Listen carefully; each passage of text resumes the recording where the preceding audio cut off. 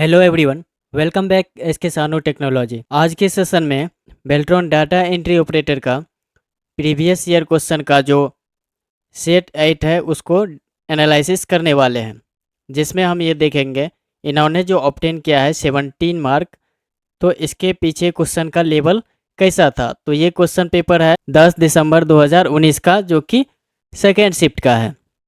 तो इसको हम एनालिसिस करने वाले हैं। वैसे अभ्यर्थी जो अभी तक प्रीवियस ईयर क्वेश्चन का एनालिसिस नहीं किए हैं, तो मेरा ये रिक्वेस्ट है कि प्रीवियस ईयर क्वेश्चन को एक बार ज़रूर देख लें, क्योंकि अगर आप प्रीवियस ईयर क्वेश्चन को प्रिपेयर करके जाते हैं तो मेरे ख्याल से 60 से 70% क्वेश्चन आपका ईजिली बन जाएगा। तो इसीलिए 60 से 70% आपका, अगर आप प्रीवियस ईयर क्वेश्चन का प्रिपरेशन करके जाते हैं, आसानी से सॉल्व हो जाएगा। और वैसे स्टूडेंट मिस करेंगे जो प्रीवियस ईयर क्वेश्चन को प्रिपेयर करके या देख के नहीं जाएंगे, तो वो एग्ज़ाम देने के बाद काफ़ी मिस करेंगे कि प्रीवियस ईयर क्वेश्चन और जो आपका एग्ज़ाम हुआ उसमें कितना आपको सिमिलरिटी देखने के लिए मिलता है। तो चलिए, हम ज़्यादा नहीं कहेंगे, बस आप मेरा इशारा समझ सकते हैं हम क्या कर रहे हैं। तो चलिए फिर शुरू करते हैं, देखते हैं पहला क्वेश्चन की ओर क्या दिया हुआ है। पहला क्वेश्चन दिया हुआ है, माइक्रोसॉफ्ट एक्सेल में control plus page up shortcut की है, इस कुंजी का मतलब शॉर्टकट की का उपयोग डैश के लिए किया जाता है। तो इसका उपयोग किया जाता है किस लिए? बाएं बाजू वाले पिछली शॉर्ट वर्कशीट पर जाने के लिए, मतलब जो वर्कशीट आपका ओपन रहता है उसमें लेफ्ट की ओर जाने के लिए। तो इसको ऐसे भी बोल सकते हैं, जैसे आप वर्कशीट में 4 नंबर 5 नंबर या कहीं भी है उसमें अगर आपको लेफ्ट की ओर जाना है, जैसे शीट 1 अभी केवल यहाँ पे वर्कशीट 1 है, वर्कशीट 2 है, तो आपको लेफ्ट जाना है। तो इसके लिए क्या दिया गया था? कंट्रोल प्लस पेज अप का। तो हम कंट्रोल बटन को प्रेस करके रखेंगे और उसके बाद कौन सी बटन दबाएंगे? पेज अप का। तो आप देख सकते हैं यहाँ पे एक एक सीट हम पीछे जा रहे हैं और पेज डाउन से हम एक राइट की ओर जा रहे हैं। तो यहाँ पे पेज अप देख लिए और पेज डाउन देख लिए। तो पेज अप से हम कहाँ जा रहे हैं? सीट के लेफ्ट की ओर। ये यही दिया हुआ ना, बाएं बाजू वाली पिछली वर्कशीट पे जाने के लिए पेज अप, और बाएं की जगह दाएं बाजू जाने वाली अगली वर्कशीट के लिए क्या दबाना होगा? Control plus page down. I think ये समझ में आ गया होगा। नेक्स्ट क्वेश्चन की ओर देखते हैं। USB 4.0 या हाई स्पीड वाला USB डैश की उच्चतम अंतरण दर को सपोर्ट करता है। तो देखिए, आप अगर पिछला अभी जो हम बता रहे हैं इससे पहले वाला, मतलब 7वां मेरा अगर सीरीज नहीं देखे हैं तो उसमें आप देख सकते हैं। हम कल बोल ही रहे थे कि हो सकता है आगे वाले PDF या आगे वाले एग्जाम में 4.0 पूछ सकता है। तो देखिए, ये पिछला बार ही 4.0 पूछा है, ठीक है। तो इसका टोटल जो मतलब ट्रांसफ़र रेट होता है, जो डाटा स्पीड की ट्रांसफ़र रेट होता है, जिसको स्पीड नॉर्मली बोलते हैं, डाटा ट्रांसफ़र की स्पीड, USB 4.0 की कितना होती है? 40 Gbps, मतलब 40 गीगाबाइट पर सेकेंड। क्लियर है? और अगर आप पिछले वीडियो में जाके देखते हैं तो उसमें हम USB जितना है 1 से लेके 4.0 तक हम सारे का स्पीड डाटा ट्रांसफर रेट हम बताए हैं। क्लियर है? क्वेश्चन नंबर 3 देखते हैं। कंप्यूटर हार्ड डिस्क पर एक विशिष्ट नाम वाली जगह डैश है जो किसी यूजर की हटाई गई मतलब डिलीट की गई फाइल्स और फोल्डर को रखा जाता है। जब भी हम किसी फाइल या फोल्डर को डिलीट करते हैं तो वो रिसाइकिल बिन या मोबाइल में ट्रेस में चला जाता है। ठीक है, कहाँ चला जाता है? रिसाइकिल बिन में। तो ये तो आसान क्वेश्चन है, आई थिंक सब बना लेंगे। ये आपका रिसाइकिल बिन है। अगर हम यहाँ पे जैसे हम ये न्यू फोल्डर है इसको हम डिलीट कर देते हैं तो ये अभी कहाँ चला गया? यहाँ पे हम देखेंगे रिसाइकिल बिन में। अगर यहाँ से फिर हमको पुनः उसी जगह पे ले जाना है तो यहाँ से हम रीस्टोर कर लेंगे। अगर यहाँ से हम डिलीट कर देते हैं तो ये क्या हो जाता है? परमानेंटली डिलीट हो जाता है। रीस्टोर करने के बाद जहाँ से ये डाटा हम डिलीट किए थे फिर पुनः वहीं चला जाएगा। देखिए, ये डाटा हम डेस्कटॉप पर से डिलीट किए थे, फिर डेस्कटॉप पे आ गया। फ़ोन में ही अगर गैलरी में जाके फ़ोटो डिलीट करते हैं तो फिर रिसाइकिल बिन में या ट्रेस में चली जाती है। फिर वहाँ से अगर आप डिलीट करते हैं तो वो फिर परमानेंटली डिलीट हो जाती है। तो क्लियर है? हाँ, एक बात और ध्यान रखेंगे, अगर आप जो भी फ़ोटो को नॉर्मली डिलीट करते हैं, जब तक वो रिसाइकिल बिन या ट्रेस में रहता है, ट्रेस में रहता है तब तक आपका जो स्टोरेज रहता है वो कवर किए हुए रहता है। आपका डिलीट करने के बाद भी गैलरी से वो स्टोरेज आपको खाली नहीं दिखाता है। जैसे आप रिसाइकिल बिन से डिलीट कर देते हैं डाटा, तो फिर आपका जो फाइल की साइज़ है उतना आपको स्पेस खाली देखने के लिए मिलता है। चलिए नेक्स्ट क्वेश्चन देखते हैं। MS एक्सेल में सेल फॉर्मेटिंग ऑप्शन के तहत आप बहुत सारे विकल्प देख सकते हैं। निम्नलिखित में से कौन सा उसमें एक विकल्प नहीं है? आपको जो फॉर्मेटिंग सेल होता है उसमें क्या सब मिलेगा? हाइड, ऑटो फिट, अनहाइड, ये सब मिलेगा, लेकिन टाइडी आपको देखने के लिए नहीं मिलेगा। तो इसमें है नहीं, इसीलिए ये है सही। मतलब कौन नहीं है? तो टाइडी नहीं है। तो आइए, अगर एक्सेल में अगर आपको देखना है फॉर्मेटिंग में, तो यहाँ पे अब होम टैब पे क्लिक करके सेल्स ग्रुप में फॉर्मेटिंग में देख सकते हैं क्या सब इसमें दिया गया है।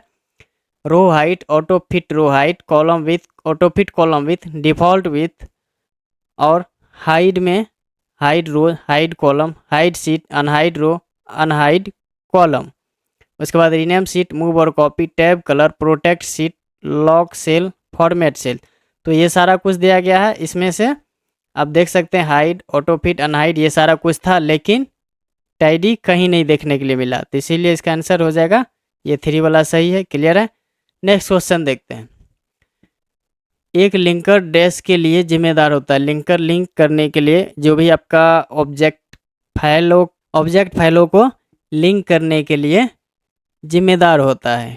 एक लिंकर क्या ऑब्जेक्ट फाइल को लिंक करने के लिए जिम्मेदार होता है। Question number 6, Microsoft Excel 2016 window के बाएं बटन पर प्लस का ये चिन्ह मिलेगा नीचे में, पर क्लिक करने के बजाय हम डैश के द्वारा एक वर्कशीट जोड़ा जा सकती थी। ये तो क्लियर है। होम में जाएंगे, उसके बाद इंसर्ट पे क्लिक करेंगे, देन इंसर्ट शीट करेंगे। तो ये प्रोसेस हम शीट ऐड करने के लिए करते हैं। जैसे आपको यहाँ पे 3 शीट टोटल दिया हुआ है, ये प्लस पे हम अगर क्लिक कर देंगे तो टोटल शीट की संख्या 4 हो गई।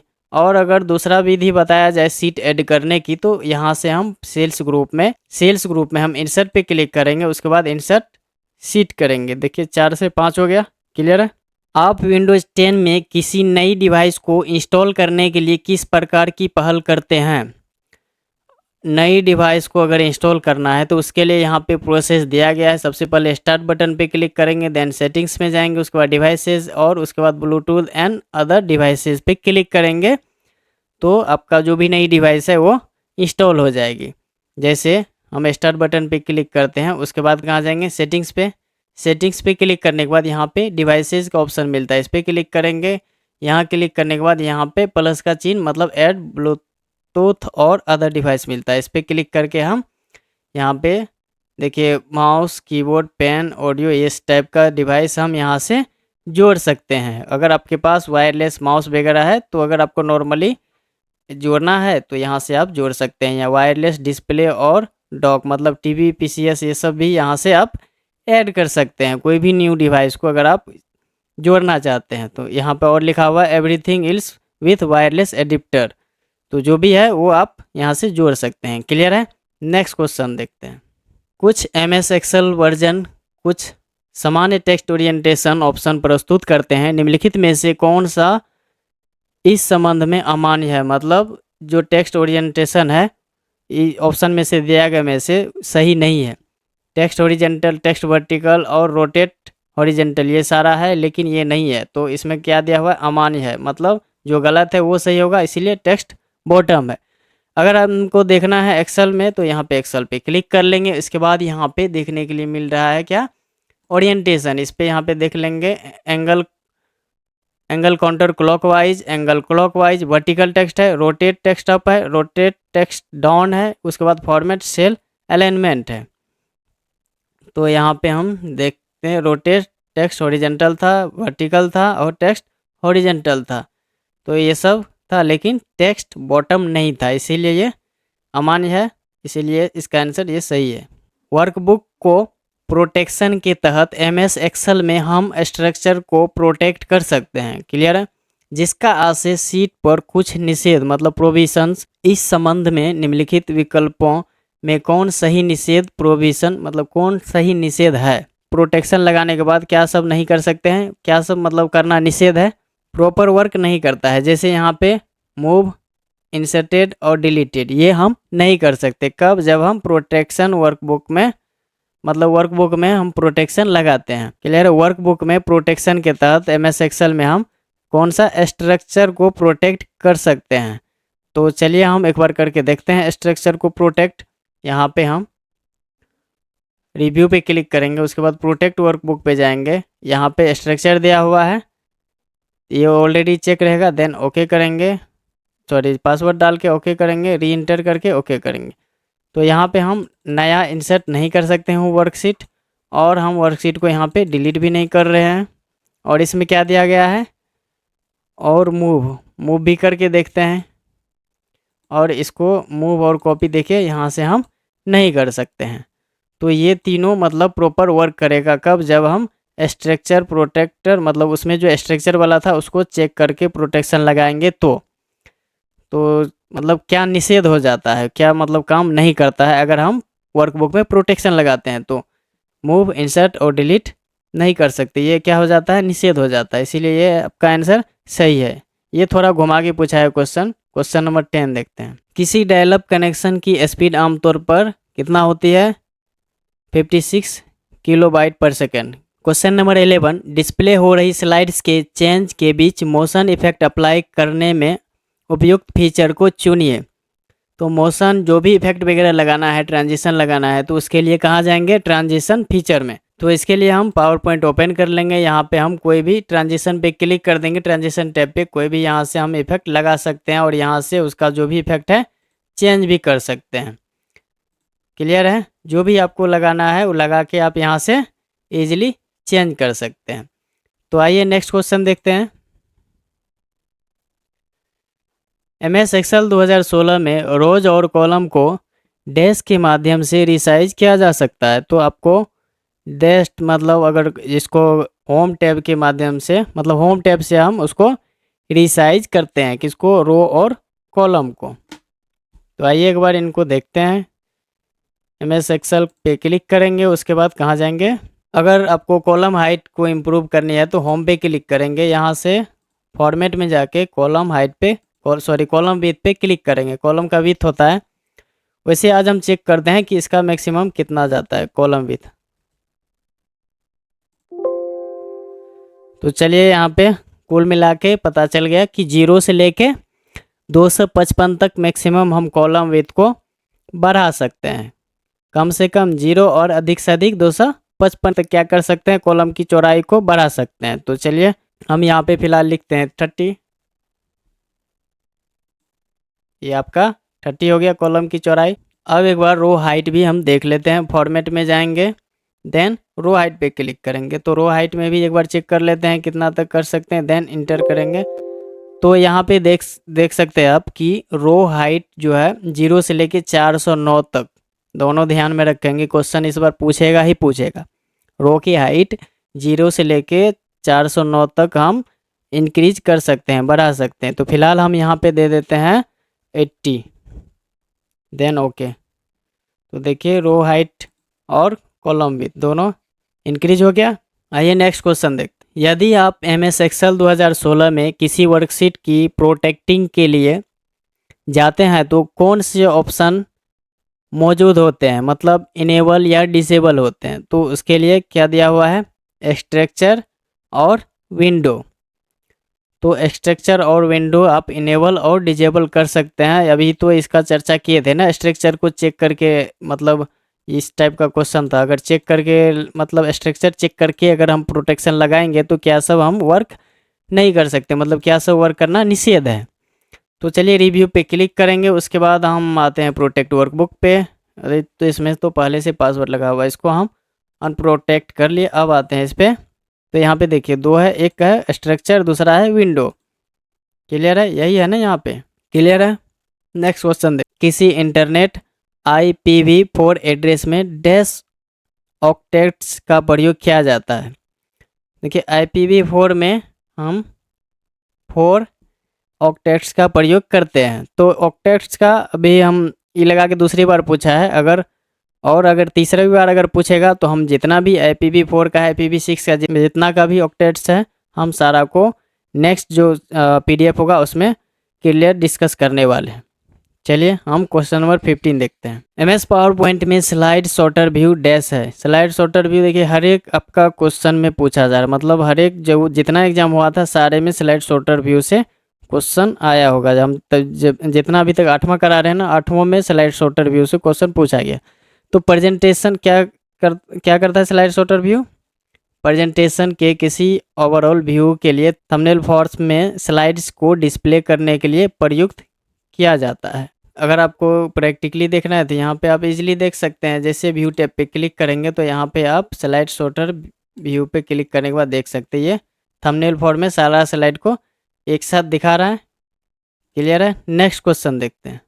माइक्रोसॉफ्ट एक्सेल में किसी पंक्ति मतलब रो की अधिकतम ऊंचाई लगभग डैश के बराबर बनाई जा सकती है। तो इसका आंसर क्या है? ऑप्शन 4 मतलब 15 सेंटीमीटर। अगर सेंटीमीटर की बात की जाए तो 15 सेंटीमीटर, और पॉइंट में पूछा जाए तो अभी आप लोगों ने देखा कि पॉइंट कितना था, 409 पॉइंट तक हम उसका रो की हाइट अधिकतम बढ़ा सकते हैं, और सेंटीमीटर 15 सेंटीमीटर तक। क्लियर है? नेक्स्ट क्वेश्चन देखते हैं। Question number 17।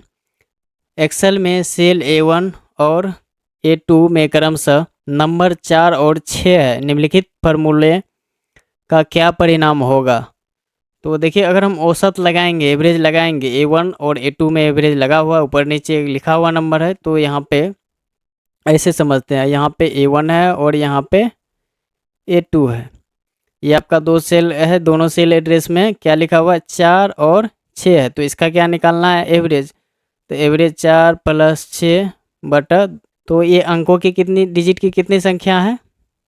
2 है, तो यहाँ पे 2 दे देंगे, और 4 और 6, 6 4 10 बटा 2, तो 2 5 10, यहाँ पे 5 आंसर आ रहा है, तो 5 आपका सही है। और इसी तरह आप एक्सेल में निकालिएगा तो और आसान है। अब यहाँ से भी एवरेज निकालिएगा तो काफ़ी आसान है। 4 A1 यहाँ है ना, A4 है, ऊपर आ जाते हैं। A1 पे हम क्या लिखेंगे? 4, और A2 पे 6। अब कहीं भी हम फार्मूला लगा लेंगे, इक्वल टू AVE देंगे तो यहाँ एवरेज आ जाएगा। देन दोनों को सेलेक्ट करके इंटर कर देंगे, तो यही है ना आपका, आ गया 5 आंसर। क्लियर है? तो इस तरह से 5 सही है औसत। Next question, question number 18। MS word में मेल मर्ज डॉक्यूमेंट को व्यक्तिगत बना लेने का डैश फील्ड एक तरीका है। तो व्यक्तिगत बना लेने का डैश फील्ड मतलब मर्ज फील्ड एक क्या है? तरीका है। Question number 19। निम्नलिखित में से कौन सा विकल्प बाकी से अलग है मतलब विषम है? लाइन, डॉट मैट्रिक्स और ड्रम प्रिंटर, ये सब आपका 2D प्रिंटर है, मतलब ये आपका 2D प्रिंटर है, मतलब 2 डायमेंशनल। और ये आपका 3D प्रिंटर, ये तो अलग ही दिख रहा है आपका, तो इसीलिए ये विषम है, मतलब बाकी से अलग है। ये आपका सही आंसर है। बाद ये सब है 2D प्रिंटर मतलब 2 डायमेंशनल, ये है आपका 3 डायमेंशनल प्रिंटर। तो क्लियर है? Next question, Microsoft power point में करेंट स्लाइड को डुप्लीकेट करने के लिए डैश को दबाएं। तो करेंट स्लाइड को डुप्लीकेट करने के लिए Ctrl+D दबाएंगे। कहाँ पे? वैसे हम राइट क्लिक करके भी डुप्लीकेट करते हैं, कहाँ से Ctrl+D दबाएंगे? पावर पॉइंट का ये क्वेश्चन है। जैसे हमें ये जो कीबोर्ड वाला है इसका डुप्लीकेट बनाना है तो Ctrl+D प्रेस करेंगे, तो आप देख सकते हैं ये 2 हो गया। अभी आप ध्यान देंगे, Ctrl+D कर दें, देखिए अब 3 हो गया। और हम राइट क्लिक करके भी डुप्लीकेट स्लाइड बनाते हैं। क्लियर है? नेक्स्ट क्वेश्चन देखते हैं। ये क्वेश्चन नंबर 21 देखते हैं। सेल्स में समान फार्मूला कॉपी करने के लिए सेल्स को सेलेक्ट करना चाहिए, ठीक है, और एक समान तरीके से फार्मूला लिखना चाहिए, जैसा कि आप इसे पहले सेल के लिए करेंगे। और फिर सभी सेल्स के लिए समान फार्मूला हासिल करने के लिए डैश को प्रेस करना चाहिए। तो इसके लिए Ctrl+Enter प्रेस करना चाहिए। तो आइए एक बार करके देखते हैं Ctrl+Enter। जैसा हम सबसे पहले हम यहाँ पे कुछ लिख लेते हैं, जैसे यहाँ पे 2 और 4, ओके। देन यहाँ पे 4 and 8। क्लियर है? अब इन चारों को हम सेलेक्ट कर लेते हैं और इस कॉर्नर पे ले जाते हैं, देन ड्रैग करते हैं, फिर इसको राइट ड्रैग करते हैं। यहाँ तक क्लियर है। अब क्या करना है, किसी एक में फार्मूला लगाना है और उसी को कॉपी करना है, किससे, कंट्रोल प्लस इंटर से। तो चलिए हम इस सेल में फार्मूला लगाते हैं, ए में फार्मूला लगाते हैं, उसके बाद सी, एक एक छोड़ के फार्मूला लगाते हैं सम का, उसके बाद हम लगाएंगे एवरेज का। तो चलिए सबसे पहले यहाँ पे, एक मिनट, सबसे पहले हमको फार्मूला लगाने के लिए क्या करना होगा, सिलेक्शन करना होगा। तो सिलेक्शन करते हैं, यहाँ पे हम कंट्रोल के साथ क्लिक करते जाते हैं, जिसमें हमको लगाना है इस तरह से हम कंट्रोल के साथ क्लिक कर लेंगे। अब हमें कौन सी फार्मूला लगाना है, सम का, देन डबल क्लिक करेंगे और यहाँ जो वैल्यू है इसको सेलेक्ट कर लेंगे। सेलेक्ट करने के बाद फिर से कंट्रोल बटन को प्रेस करेंगे, कंट्रोल बटन प्रेस के इंटर देंगे, तब तो सारे में कॉपी होगा ना, यही ना क्वेश्चन में दिया गया। कंट्रोल प्लस जैसे इंटर करते हैं तो आप देख सकते हैं इसमें जो फार्मूला लगा है, जैसे ऊपर से नीचे ये सेल में, इसी तरह आपको इसमें भी देखने के लिए मिलेगा। क्लियर है। तो इस तरह से हम इसमें सम का लगा लिए। इसमें लगा लेते हैं एवरेज का। कंट्रोल के साथ क्या करेंगे, सबसे पहले हमको जिसमें लगाना है एवरेज का फार्मूला उसको सेलेक्ट कर लेंगे। अब यहाँ पे इक्वल टू ABER दिए, एवरेज आ गया। यहाँ से हम सारे को या जितना मन है उतना को भी सेलेक्ट कर सकते हैं, इसमें कोई पाबंदी नहीं है कि सारे को ही सेलेक्ट करना है, जो लाइक। अब यहाँ पे हम सेलेक्ट कर लिए, इसको कंट्रोल के साथ इंटर प्रेस करेंगे तो अब देख सकते हैं इसमें क्या लगा है, एवरेज का फार्मूला, सॉरी सम का, इसमें एवरेज का, इसमें सम का, इसमें एवरेज का। तो कंट्रोल से क्या होता है, फार्मूला कॉपी होती है। वैसे जनरली फार्मूला आपको कॉपी करना है तो ये सम का, तो इसको ड्रैग करके खींच दो, सारे में अब सम का लग गया। तो कॉपी करने के लिए कोई बड़ी बात है नहीं, ठीक है। नॉर्मली आप इसको कॉर्नर पे क्लिक करेंगे, जब तक ये क्रॉस प्लस का चिन्ह नहीं बन जाएगा, बनेगा, खींचेगा तो फार्मूला लग जाएगा, सिंपल है। लेकिन ये जो हम आपको बताए, एक में सम एक में एवरेज, ये थोड़ा सा डिफ़िकल्ट है, कोई नहीं, याद अगर आप देख लिए होंगे तो ये आपको भी आसान हो गया होगा। नेक्स्ट देखते हैं क्वेश्चन नंबर 22। डैश एक ऐसी छोटी लेकिन बहुत तेज़ मेमोरी है जिसे CPU और मुख्य मेमोरी के बीच रखा जाता है। CPU और मुख्य मेमोरी मतलब रैम के बीच रखा जाता है, रैम को ही मुख्य मेमोरी बोलते हैं।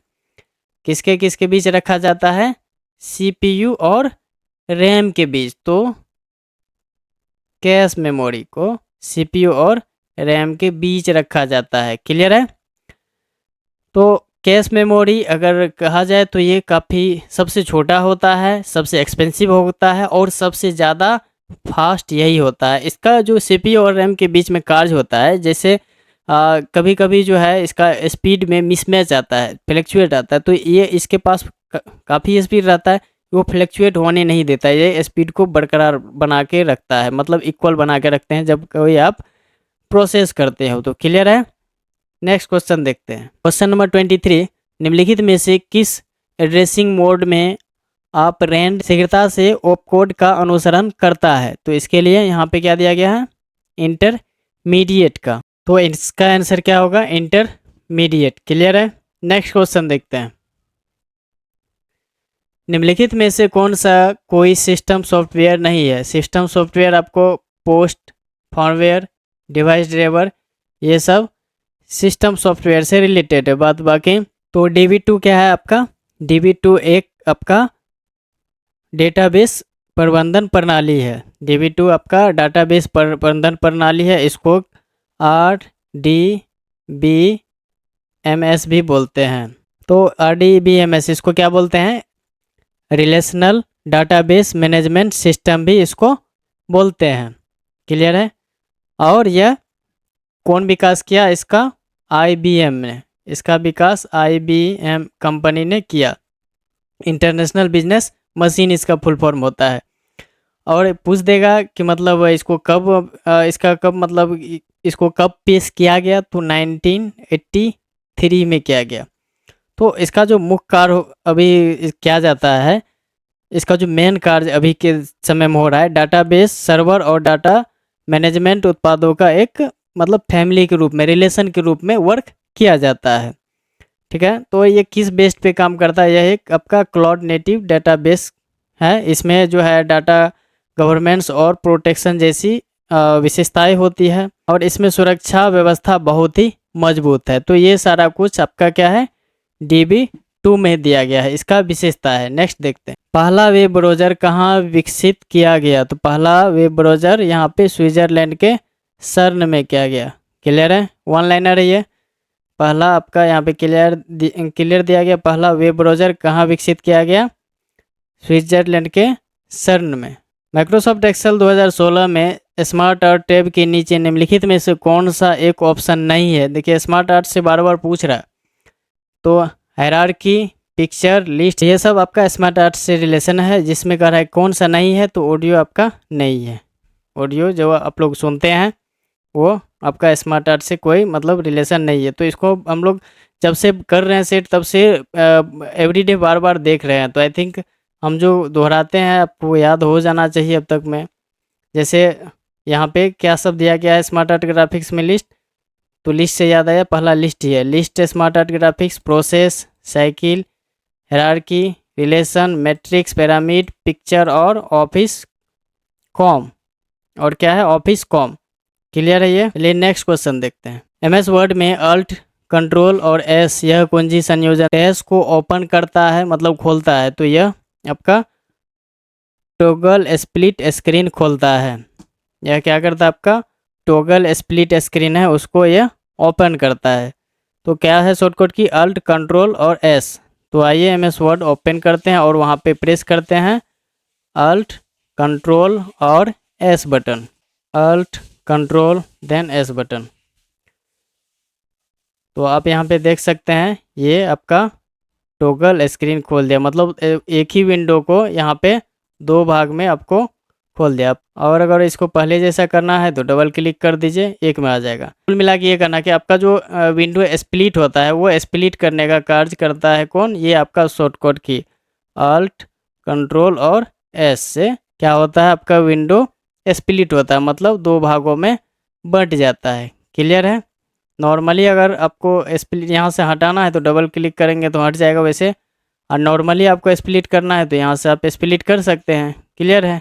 यही आपको रिमूव स्प्लिट करना है तो यहाँ से कर सकते हैं। तो इसी का शॉर्टकट की क्या दिया गया है, विंडो स्प्लिट का अल्ट, कंट्रोल, S। बार बार हम इसीलिए बोल रहे हैं ताकि आप लोग को याद हो जाए। नेक्स्ट क्वेश्चन देखते हैं, क्वेश्चन नंबर 28। MS वर्ड में Ctrl+D- को खोलता है तो फॉन्ट प्रेफरेंस विंडो को खोलता है, इसको फॉन्ट विंडो भी बोलते हैं, फॉन्ट विंडो को खोलता है। तो इसके लिए यहाँ पहले से है तो हम क्या दबाएंगे, Ctrl+D। देखिए ये ओपन हो गया फॉन्ट विंडो, और यहाँ से आप फॉन्ट को चेंज कर सकते हैं, बोल्ड, इटैलिक करना है, साइज चेंज करना है और इसका कम्प्लेक्स वगैरह चेंज करना है, स्टाइल चेंज करना है, ये सब चेंज यहाँ से आप साइज वगैरह कर सकते हैं। बाद बाकी यहाँ पे इफेक्ट दिया गया है, super strike through, double strike through, super script, सब स्क्रिप्ट, शेडो, आउटलाइन, इम्बोज, ये सारा कुछ आप इसमें लगा सकते हैं। क्लियर है। अब नेक्स्ट क्वेश्चन देखते हैं, तो इसका आंसर क्या है, font preference Windows.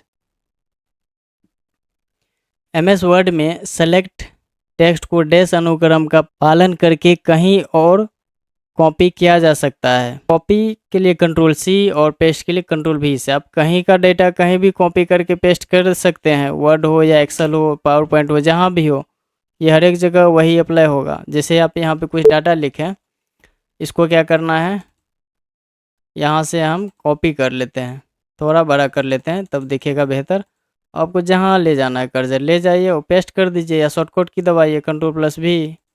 Next question देखते हैं। MS एक्सेल में फॉर्मेटिंग सेल ऑप्शन किसी टेक्स्ट को पूर्व परिभाषित कोण पर घूमते दिखने की अनुमति देता है, डिग्री में इसकी स्वीकृत सीमा क्या है। तो देखिए ये पूर्व परिभाषित कोण पर जो घुमाने वाला रहता है एक्सेल में फॉर्मेटिंग ऑप्शन में टेक्स्ट को, तो ये आपका -90 से 90 डिग्री तक रहता है।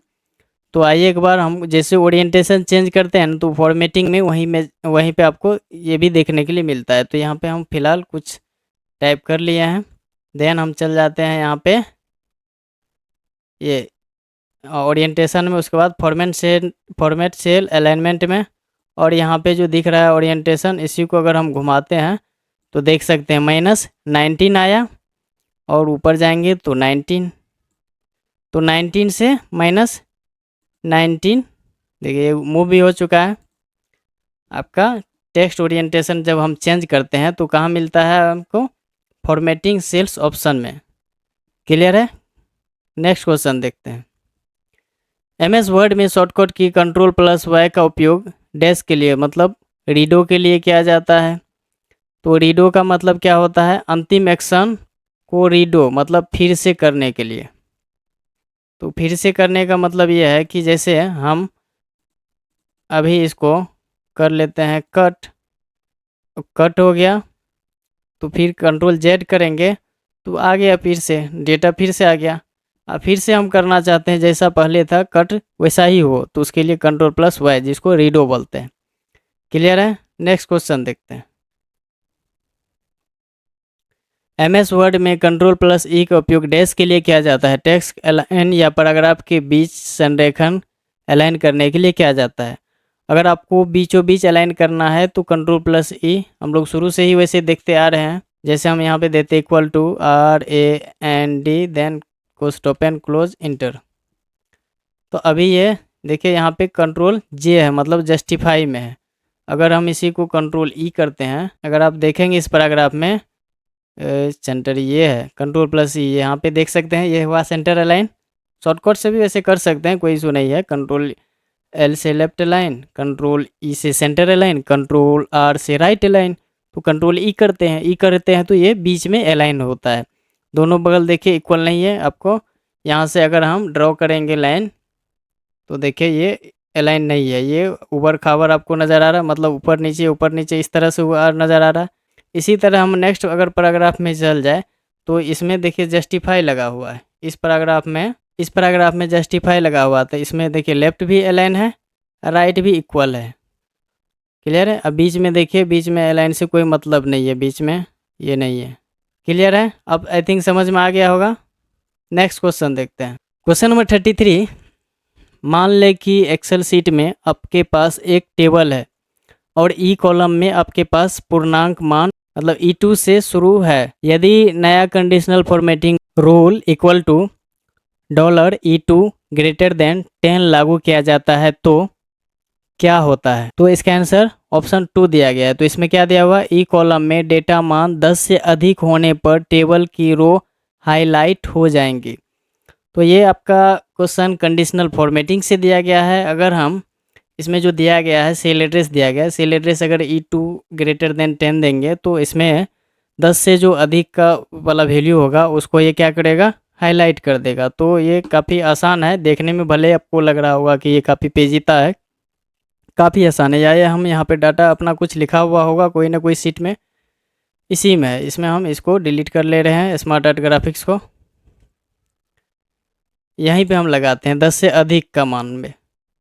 तो फिलहाल हम ज़्यादा में नहीं, बस इतना में लगाते हैं। क्लियर है? अब जाएंगे कंडीशनल फॉर्मेटिंग में, यही है अपना ग्रेटर देन वाला, इस पे लगा देते हैं और यहाँ पे क्या लिखना है? 10 देन ओके।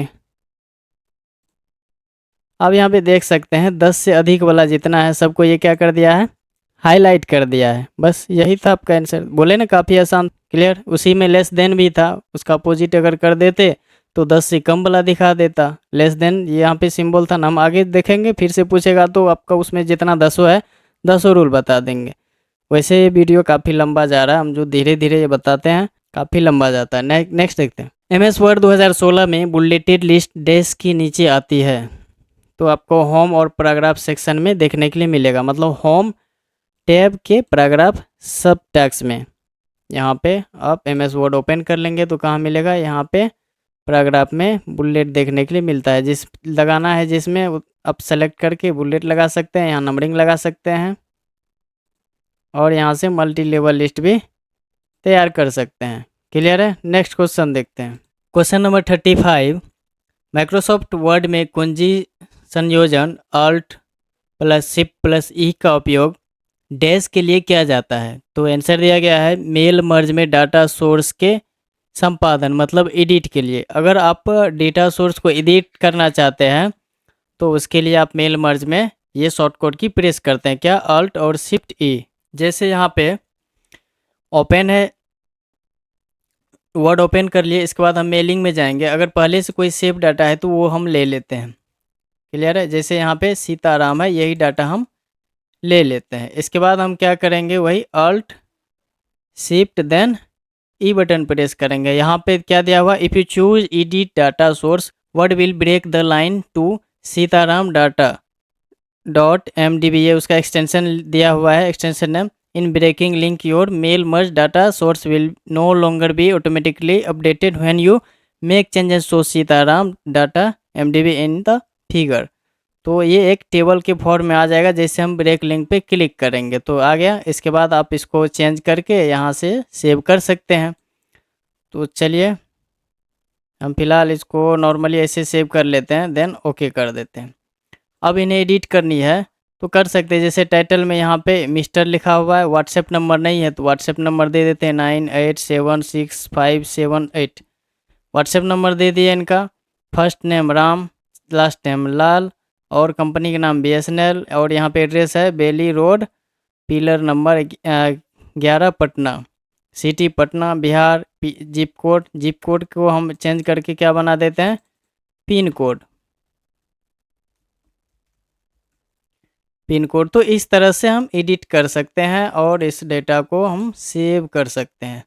तो ये अपना डेटा क्या हो जाएगा, सेव हो जाएगा। क्लियर है, समझ में आ गई होगी आई थिंक। नेक्स्ट क्वेश्चन देखते हैं। उस MS एक्सेल वर्जन में वर्कबुक प्रोटेक्शन विकल्प के तहत प्रोटेक्टिंग विंडो का अर्थ क्या है जिनमें यह मौजूद है।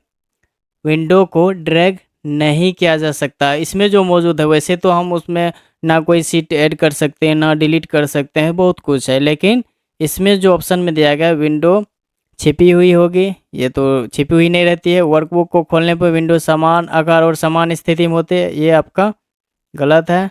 विंडो छिपी हुई नहीं होगी, तो छिपी हुई होगी छिपी हुई नहीं होगी, इससे कोई मतलब ही नहीं है।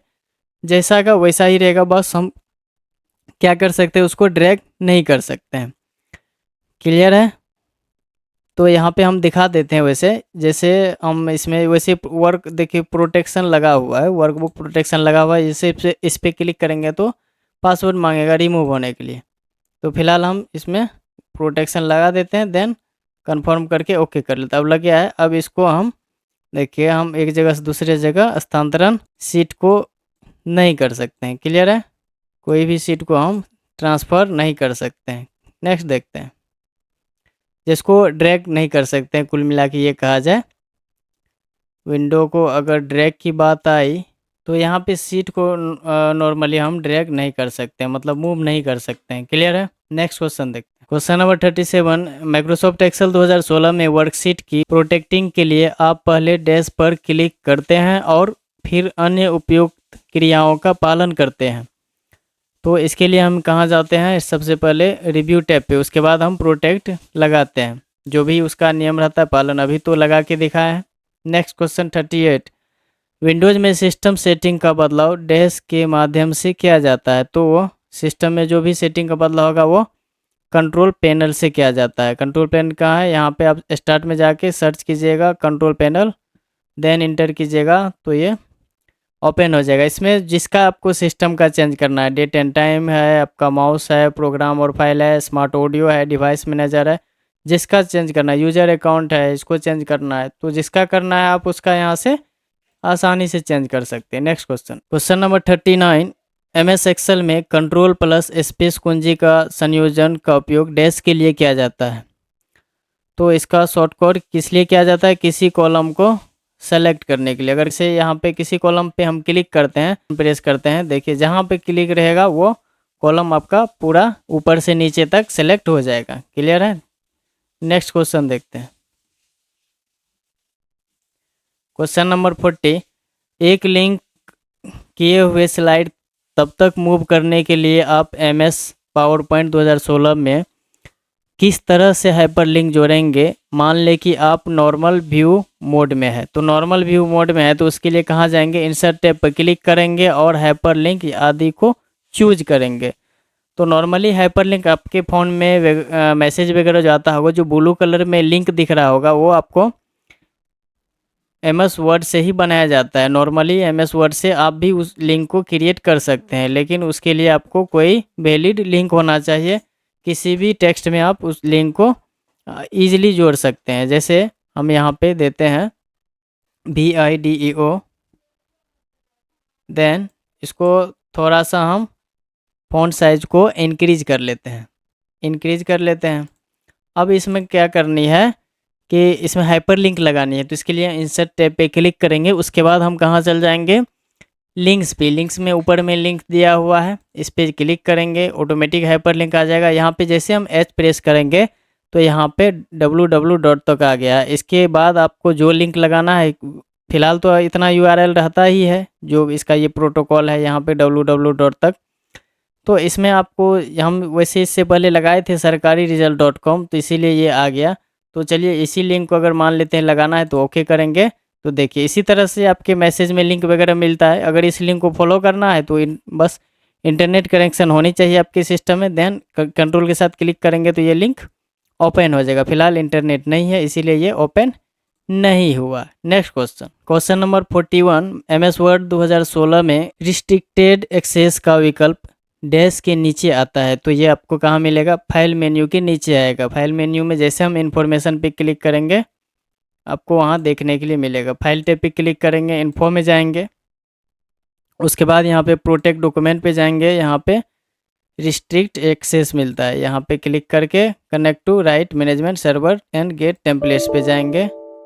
क्या दिया हुआ है, this document is protect we can't connect to the internet check. ये इंटरनेट का कनेक्शन मांग रहा है, उसके बाद ये आगे का प्रक्रिया करेगा। कौन सा, रिस्ट्रिक्ट एक्सेस का।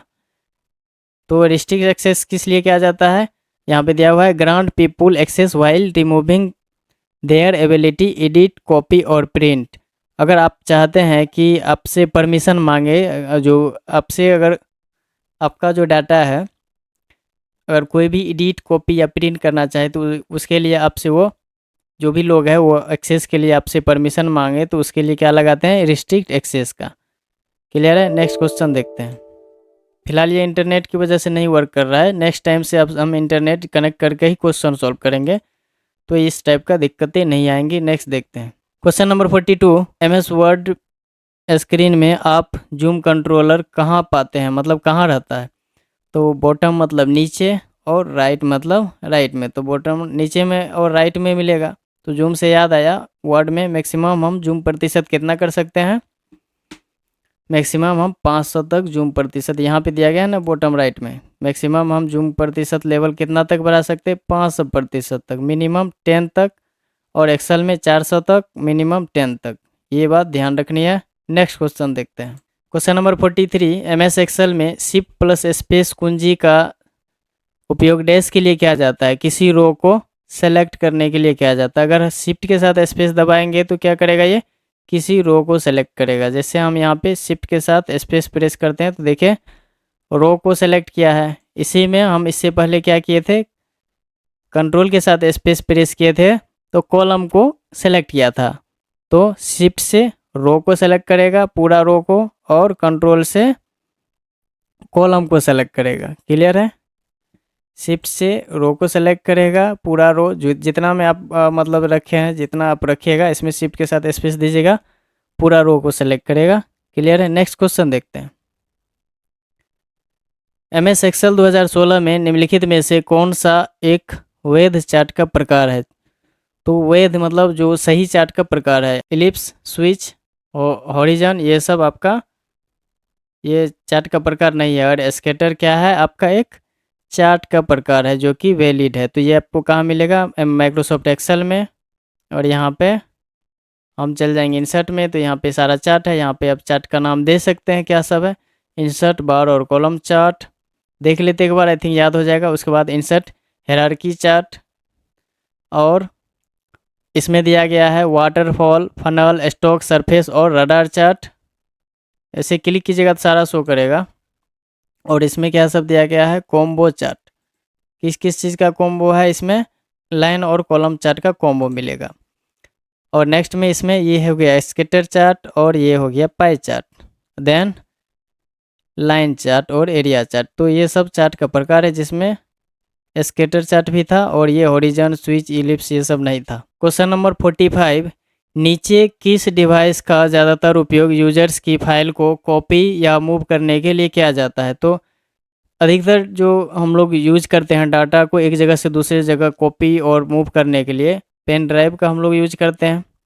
ठीक है, जाहिर सी आप लोग भी कहीं अगर वर्क करते होंगे तो पेन ड्राइव एक ना एक पेन ड्राइव हर एक कंप्यूटर यूजर के पास रहता है, जो डाटा को एक सिस्टम या एक किसी भी डिवाइस से मोबाइल या सिस्टम से ट्रांसफ़र करने के लिए।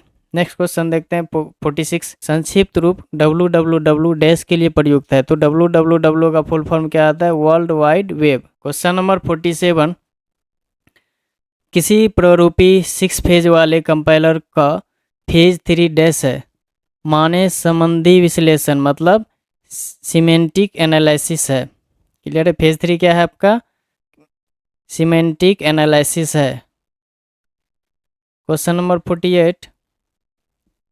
MS वर्ड में अल्ट शिफ्ट और के इस कुंजी संयोजन का उपयोग डैश के लिए किया जाता है, किसी मेल मर्ज के प्रीव्यू के लिए किया जाता है। तो ये क्वेश्चन आपका 100% आने वाला है, लिख लीजिए। ये शॉर्टकट की में खास करके ये शॉर्टकट की आएगा ही आएगा। अल्ट शिफ्ट और के इसके किसके लिए किया जाता है? किसी मेल मर्ज के प्रीव्यू के लिए। जैसे वर्ड ओपन कर लेते हैं, मेल मर्ज से रिलेटेड अगर कोई डाटा ले लेते हैं, जैसे यहाँ पे हम आ जाते हैं सेलेक्ट रिसिपिएंट में, यहाँ से हम कोई भी डाटा ले लेते हैं। चलिए पहले हम इसमें फील्ड इंसर्ट कर लेंगे तो शो करेगा ना। चलिए इंटर करके हम फील्ड इंसर्ट कर लेते हैं। तो जो भी है हम फिलहाल सीरियली नहीं उतना करने जा रहे हैं, ये वन लाइनर है, ज़्यादा समय ले लेगा। तो फिलहाल अब हम यहाँ पे शॉर्टकट की यूज करते हैं।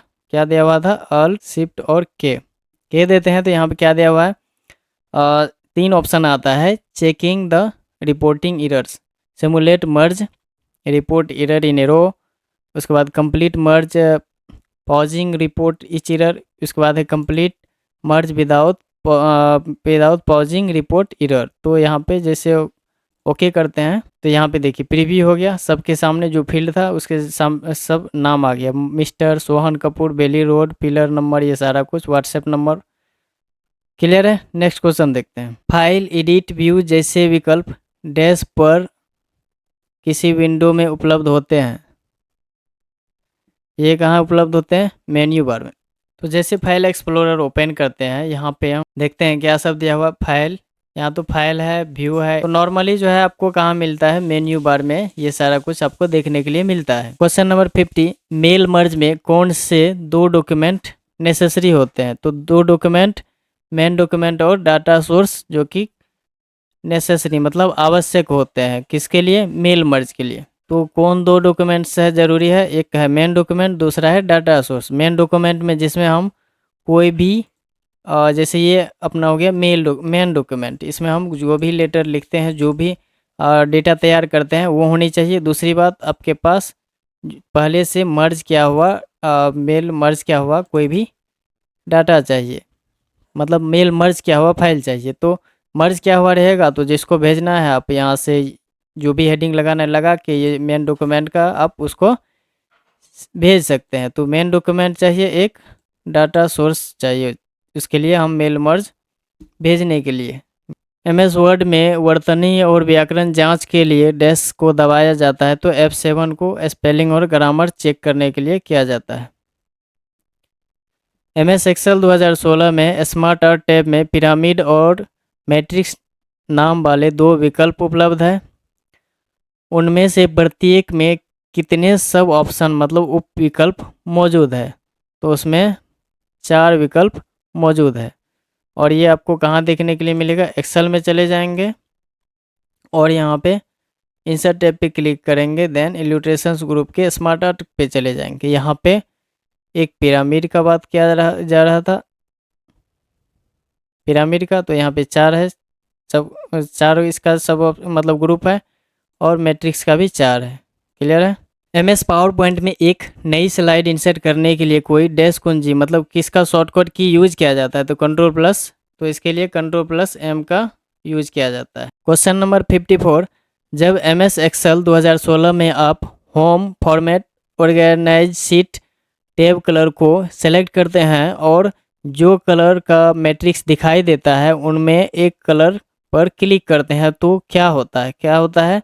निचले हिस्से वर्कशीट टैब के बैकग्राउंड की पृष्ठभूमि या बैकग्राउंड भी सेलेक्ट रंग कीजिएगा, वो बदल जाता है। कुल मिला के टैब का कलर चेंज कर सकते हैं, इसको शॉर्ट में ऐसे समझिए। ये हो गया नीचे में शीट 1 शीट 2, इसी को हम टैब बोलते हैं, राइट। वो ये इसमें प्रोटेक्शन लगा हुआ है, हम हटा देते हैं। हाँ, तो अब इसमें हम देखिए टैब कलर भी चेंज नहीं कर सकते हैं, यहाँ से भी एक क्वेश्चन बन सकता है। अगर वर्क बुक प्रोटेक्शन लगा हुआ रहेगा तो आप टैब का भी कलर चेंज नहीं कर सकते हैं। राइट क्लिक करेंगे, टैब कलर का ऑप्शन मिलेगा, जो भी कलर देना है दे के, और दूसरी बगल वाली सीट पे क्लिक कीजिएगा तो इसका प्रभाव अच्छा खासा दिखेगा, टैब का कलर चेंज हो गया। क्लियर है। अगर इसी को आप प्रोसेस वाइज करना चाहते हैं तो प्रोसेस वाइज भी होगा। सीट पे क्लिक करेंगे, उसके बाद होम पे क्लिक करेंगे, देन चल जाएंगे फॉर्मेट पे सेल्स ग्रुप के, और यहाँ पे आपको देखने के लिए मिलेगा टैब कलर, जो कलर लगाना है लगा दीजिए। हो गया दोनों तरीका क्लियर। नेक्स्ट देखते हैं क्वेश्चन नंबर 55। किसी प्रारूपिक सी प्रोग्राम में दो बातें होती है।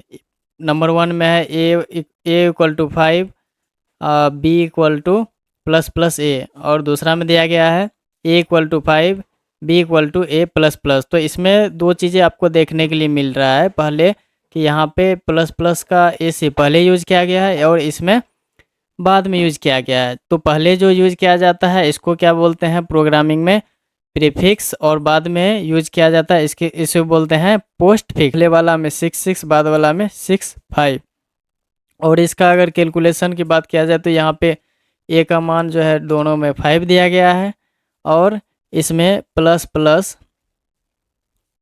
और ए अगर दिया जाए तो इसमें एक इसका मान यहाँ पे 1 बढ़ता है। तो इससे पहले कि बी का मान असाइन किया जाए उससे पहले क्या हो जाता है, इसका मान बढ़ जाता है। तो इसीलिए इसको क्या लिखा जाता है, ए का मान भी 6 लिखा जाता है और बी का मान भी 6 असाइन किया जाता है। तो ये हो गया आपका पहला वाला। दूसरे में क्या करता है, दूसरा केस में क्या करता है, ये ए का मान तो इसमें भी 5 है, दोनों का ए का मान 5 ही है। ठीक है, इसमें क्या है कि ए को यहाँ पे प्लस प्लस करके उसके बाद यहाँ पे प्लस प्लस करके यहाँ पे कॉमा ए दे देते हैं।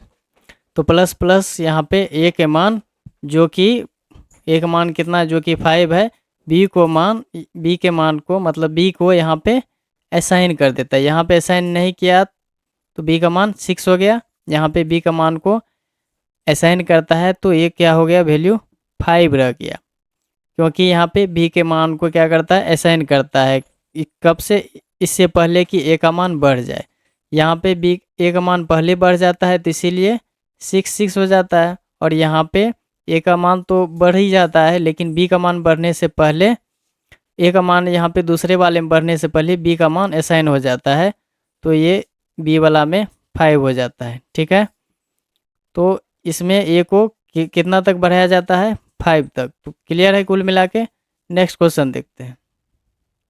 वैसे ये आपका प्रोग्रामिंग का क्वेश्चन है, ठीक है, मतलब भटके हुए एक तरह से कहिए कि इसमें आपका ऑपरेटर वाला में आ गया है। ये आपका मतलब ऑपरेटर का सवाल नहीं है, इसको मतलब टफ कैटेगरी में माना जाता है इस सब क्वेश्चन को। नेक्स्ट देखते हैं क्वेश्चन नंबर 56। MS वर्ड में Alt Shift N इस कुंजी का संयोजन का उपयोग डैश के लिए किया जाता है। तो डॉक्यूमेंट में मेल मर्ज के परिणामों को इकट्ठा करने के लिए किया जाता है। तो मेल मर्ज में अगर आपको रिजल्ट को इकट्ठा करना है तो उसके लिए क्या दबाना है, Alt Shift और N। तो यहाँ पे हम प्रेस करेंगे Alt Shift और N। तो यहाँ पे दिया गया है ऑल रिकॉर्ड, आपको यहाँ पे सारा करंट रिकॉर्ड मिल जाएगा, ऑल रिकॉर्ड मिल जाएगा, जितना से रिपोर्ट चाहिए जितना को वो भी मिल जाएगा। तो ऑल रिकॉर्ड या करंट रिकॉर्ड करेंगे फिलहाल हम, और देन ओके करेंगे। तो यहाँ पे सारा शो कर रहा है। यहाँ पे फील्ड को रिमूव करना है, जो फील्ड को रिमूव भी कर सकते हैं। सारा फील्ड यहाँ पे शो कर रहा है, यहाँ से हम फील्ड को सेलेक्ट कर सकते हैं, और यहाँ पे जो भी फील्ड में हम डाटा दिए हैं उसका यहाँ पे सैंपल देख सकते हैं। देन हम क्या करते हैं, ओके करते हैं। ओके करने के बाद यहाँ पे शो करता है। क्लियर है ये। तो किस लिए किया गया, परिणामों को, मेल मर्ज के परिणामों को इकट्ठा करने के लिए। Next question, question number 57। इस एड्रेस के एड्रेस क्लास का पता लगाए। तो इसमें क्लास इसका डी होगा। अगर आपको सारे क्लास का डिटेल में जानकारी चाहिए डिटेल में जानकारी चाहिए तो इससे पहले वाला जो 7 नंबर सीरीज का है क्वेश्चन पेपर वो आप देख ले। हम इसको काफ़ी डीप में डिस्कस किए हैं, ABCD चारों क्लास को। तो ये IP एड्रेस किसका है, क्लास D का। क्वेश्चन नंबर 58, आप कंप्रेस्ड किए जाने वाले फाइल या फोल्डर को चयन के बाद आप कंप्रेस करने के लिए नीचे के किस चरण का अनुपालन कर सकते हैं। तो कंप्रेस मतलब जिप फोल्डर बनाना है तो राइट क्लिक करके सेंड टू पे भेजेंगे, उसके बाद कंप्रेस जिप फोल्डर करेंगे तो जो आपका फाइल का साइज़ है वो कंप्रेस हो जाएगा, मतलब छोटा हो जाएगा। तो आइए एक को हम कंप्रेस बना करके देखते हैं फाइल का साइज़ वाकई में छोटा होता है या नहीं। यहाँ पे जैसे ये थंबनेल है, इसकी साइज़ क्या है, यहाँ पे एक PNG है, इसका साइज़ क्या है 47 KB। इसी पे हम राइट क्लिक करके सेंड टू पे क्लिक करते हैं तो कंप्रेस जिप फोल्डर मिलता है। इस पर जैसे हम क्लिक करते हैं तो यहाँ पे एक जिप फोल्डर आ जाता है, इस पर जैसे क्लिक करेंगे ओपन हो जाएगा, देन ओके। तो ये एक आपका क्या हो गया, जिप फोल्डर में आपका फाइल आ गया है। तो अगर आपको जिप फोल्डर में करके आप डाटा को मेल भी करना चाहते हैं, चाहे कितना भी बड़ा फाइल क्यों ना हो, तो केवल वो जिप फोल्डर जाता है, बाद बाकी उसको एक्सट्रैक्ट करके आप इजीली यूज कर सकते हैं। क्लियर है। नेक्स्ट क्वेश्चन देखते हैं। क्वेश्चन नंबर 59, MS एक्सेल में मोड फंक्शन का प्रतिफल क्या होता है। तो इसका फंक्शन का दी गई दो संख्याओं के विभाजन के बाद दो, कुल मिला के ये कहा जाए इसका शेषफल निकालने के लिए क्या जाता है। जैसे हम यहाँ पे लिख देते हैं 4, दूसरे में 6, तो इसमें हम करेंगे मोड फंक्शन का यूज, इक्वल टू MO। देखिए मोड भी दो तरह का है, एक है MOD, एक है MOD। तो इसमें MOD वाला है शेषफल वाला, तो देन ये हम दोनों को सेलेक्ट कर लेंगे कॉमा दे के। तो अब इसका शेषफल क्या है दिया हुआ, 4/6 की है ना, तो 4/6 का शेषफल इन्होंने 4 दिया है। तो आइए इनको ऐसे प्रैक्टिकली देखते हैं। जैसे इनका ये शेषफल कितना निकला, 4 निकला, तो यहाँ पे हम दे देंगे 6/4। तो यहाँ पे 6 4 में लगेगा नहीं, तो यहाँ पे हम दशमलव दे देते हैं, 0 दे देते हैं, 6 के 36, और शेषफल कितना हो गया 4, ये कट गया, तो शेषफल 4 निकला। क्लियर है ये। तो इससे क्या निकलता है, कुल मिला के शेषफल निकलता है। क्लियर है। नेक्स्ट देखते हैं। लास्ट एंड 60, MS वर्ड 2016 में एक टेबल में नियत कॉलम की अधिकतम संख्या कितनी होती है। तो एक कॉलम में देख लेते हैं कितनी, इसमें तो वैसे 63 दिया हुआ है। MS वर्ड ओपन करके एक हम ब्लैंक ले लेते हैं, खाली खाली, ताकि प्रॉपर आ जाए सारा जो भी कॉलम है टेबल का। इंसर्ट में जाएंगे, देन टेबल में जाएंगे, उसके बाद इंसर्ट टेबल में जाएंगे। अब यहाँ पे कॉलम की संख्या बोल रहा है, तो 63 कॉलम की संख्या हम कर सकते हैं इंसर्ट, और रो की संख्या भी देख ही लेते हैं। चलिए यहाँ पे रो का भी आ गया, मस्ट नंबर बी बिटवीन रो का 32,767 रो हम इसमें इंसर्ट कर सकते हैं। लेकिन कॉलम का कितना है 63, तो ये सही है। 63 कॉलम हम अधिकतम MS वर्ड में टेबल में कॉलम की संख्या मतलब इंसर्ट कर सकते हैं, एक साथ टेबल इंसर्ट कर सकते हैं कितना 63 कॉलम तक। क्लियर है। तो कुल मिला के आज का क्वेश्चन का लेवल इजी था, और सब तरह का आज का क्वेश्चन पूछा हुआ था, मॉडरेट भी था, और इसको इजी भी था, मॉडरेट भी था, थोड़ा डिफ़िकल्ट भी था। तो क्वेश्चन का लेवल तीनों तरह से आज का था। ये क्वेश्चन में मतलब कहा जाए कि दम था। ठीक है। तो सारे शिफ्ट में हम देखने के लिए अभी तक मैं जितना आपका क्वेश्चन पेपर सॉल्व किए हैं, लगभग 8वां पेपर में थोड़ा सा मतलब तीनों टाइप का क्वेश्चन देखने के लिए मिला है। इससे पहले नहीं तो मॉडरेट मिलता था, इजी मिलता था, बस 2 ही मिलता था। तो 1-2 डीप से भी दिया गया था। तो चलिए, आपने यहाँ तक अगर वीडियो देख लिया तो प्लीज़ लाइक, शेयर और सब्सक्राइब भी कर दीजिएगा। हाँ, अगर किसी भी क्वेश्चन में आपको डाउट हो तो प्लीज़ कमेंट ज़रूर करें, उसका हम सॉल्यूशन देंगे। मिलते हैं अगले क्लास में किसी नए टॉपिक के साथ। आज के लिए बस इतना ही। Thank you.